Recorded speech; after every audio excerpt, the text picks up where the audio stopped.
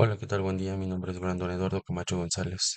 Esta es la tarea número 14 de la materia Tecnología aplicada en Sociedad, Gobierno y Economía con el profesor Román Sánchez Zamora. Mi nombre es Brandon Eduardo Camacho González y vamos a hablar sobre los temas vistos en la clase del día 11 y 13 del mes de mayo del año en curso. Vamos a hablar sobre diferentes temas que vimos en clase. El día 11 vimos como tal, pues temas que tenían que ver con la seguridad industrial, las relaciones laborales, los derechos y obligaciones y la realidad laboral. En este caso, pues vamos a hablar sobre estos temas, sobre la seguridad industrial laboral, también de, pues, derechos laborales. Vamos a analizar que existen empresas, los sindicatos y también el papel del IMSS. También, por ejemplo, tocamos temas como la pandemia. Bueno, en clase vimos que cuando hablamos de relaciones laborales, hablamos de la interacción entre trabajadores y empresas. En teoría debería existir respeto mutuo, igualdad y condiciones dignas. Sin embargo, en la práctica siguen existiendo múltiples formas de discriminación laboral. Un ejemplo muy conocido se llama la Carta de No Embarazo que el profesor mencionaba. Es un documento que algunas empresas solicitan legalmente a mujeres para contratarlas. Esta práctica viola los derechos laborales y derechos humanos porque condiciona el derecho al empleo. También existen diversas prácticas, por ejemplo, llamadas el boletín laboral, donde trabajadores conflictivos o que demandaron a empresas pueden ser reportados informalmente ante redes empresariales o incluso vinculados a registros relacionados con tribunales laborales. Aunque muchas veces estas prácticas operan fuera de la legalidad, generan miedo entre los trabajadores. La discriminación también puede aparecer desde algo aparentemente sencillo, por ejemplo, el código de vestimenta. Muchas empresas imponen reglas diferentes según el género que tengan, si son hombres o mujeres, y también si pues tengan que ver con la apariencia física, si tienen tatuajes o la forma completa de vestir. Y aquí entra otro tema importante, el equipo de protección personal, que es mejor conocido por sus siglas como EPP. Por ejemplo, tienen que tener los trabajadores, si lo requieren, cascos, lentes, botas, guantes, chalecos, reflejantes, mascarillas, que deben ser proporcionados todos por la empresa cuando el trabajo implique riesgos. La seguridad industrial no es opcional. Esta forma parte de las obligaciones patronales y además representa una inversión deducible de impuestos para la empresa, ya que protege al trabajador y reduce accidentes laborales. También sabemos que la seguridad industrial busca prevenir accidentes, enfermedades y riesgos dentro de los espacios laborales. Por eso existen normas específicas dependiendo del tipo de trabajo.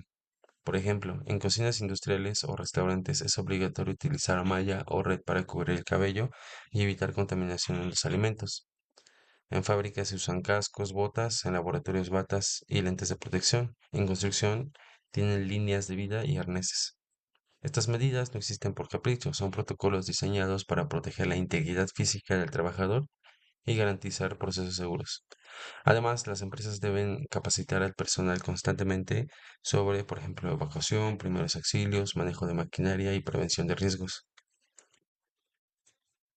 Eh, Vamos a analizar también otros elementos importantes que vimos en clases dentro de las relaciones laborales, que son los sindicatos, los cuales son organizaciones creadas para defender los derechos de los trabajadores, que generalmente pues los obreros aportan cuotas para sostener estas organizaciones y financiar la representación legal, negociaciones colectivas y la protección laboral. En México, históricamente, muchos sindicatos estuvieron vinculados a centrales obreras como la Confederación de Trabajadores en México. Incluso en los años 50 se planteó la idea de que todos los trabajadores estuvieran afiliados al CTM, pero algunas versiones dicen que las propuestas de fortalecimiento sindical a líderes políticos y sindicales de la época, pues les favorecían. Sin embargo, el gobierno limitó la consolidación de un sindicalismo totalmente unificado porque pues no le convenía. Esto demuestra cómo el trabajo y la política siempre han estado conectados. Em, Vamos a hablar sobre el IMSS, los tipos de trabajadores y los seguros que vimos en clase. Sabemos que no todos los trabajadores tienen las mismas condiciones laborales. Existen trabajadores de base, confianza, eventuales y directivos. Dependiendo del tipo de puesto y salario, también cambia la manera en la que tributan y cotizan ante el IMSS. Además, los seguros laborales pueden evitar mucho. Por ejemplo, el seguro facultativo, que mencionaba el profesor de la universidad,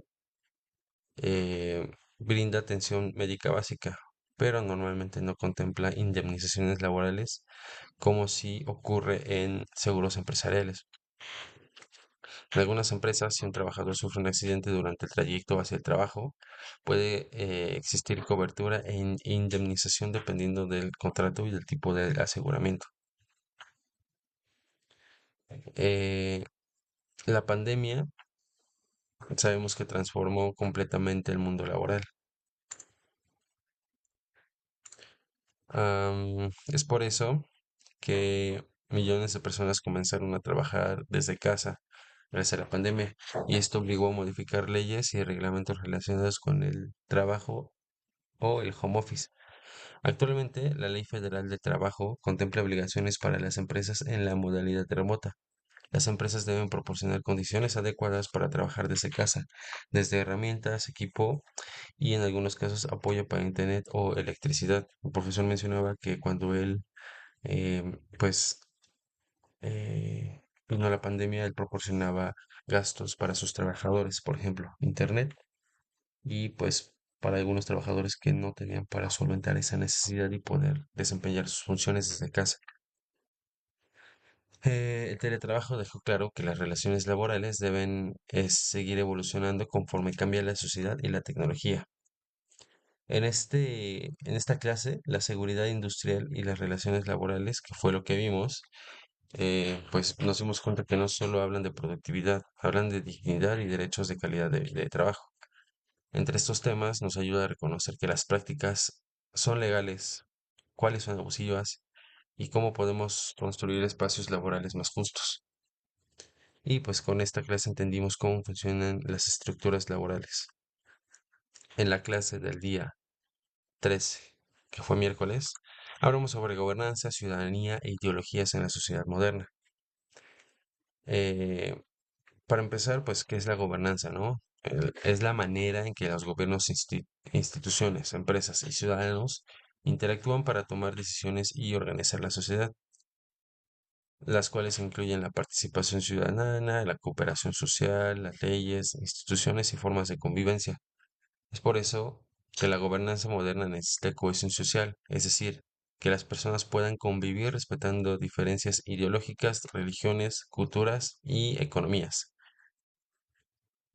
Sabemos que la sociedad también construye cierto tipo de ciudadano ideal, alguien productivo, obediente, educado y funcional para que el sistema económico y político pueda funcionar.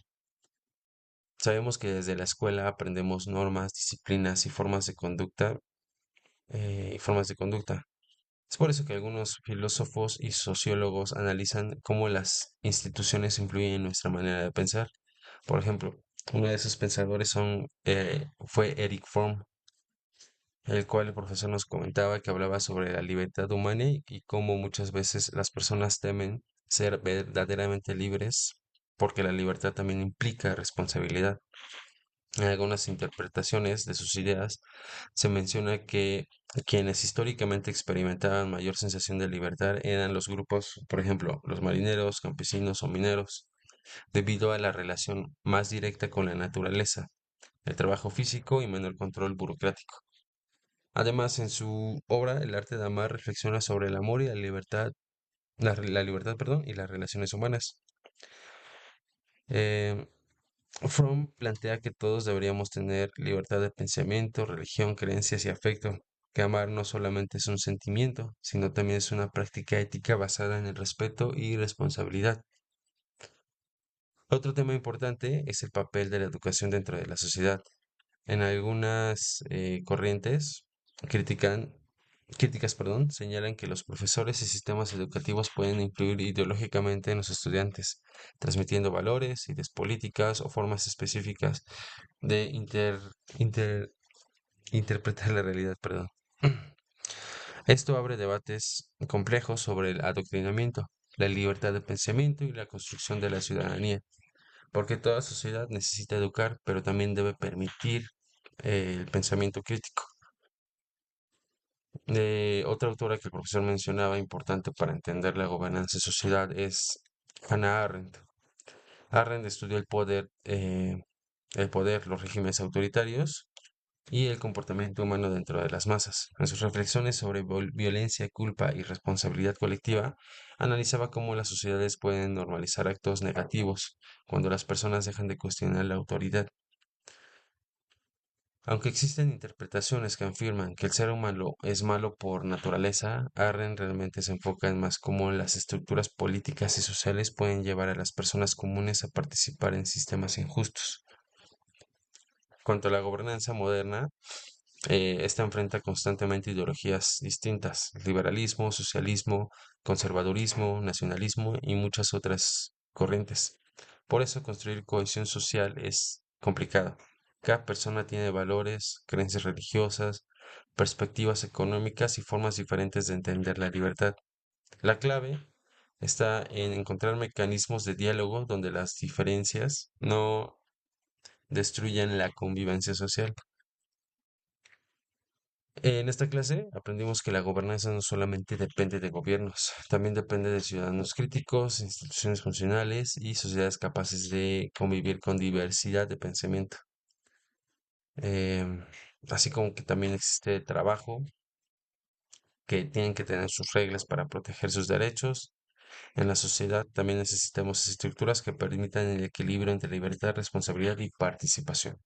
Esos son los temas que vimos en estos 2 días de clase. Muchas gracias.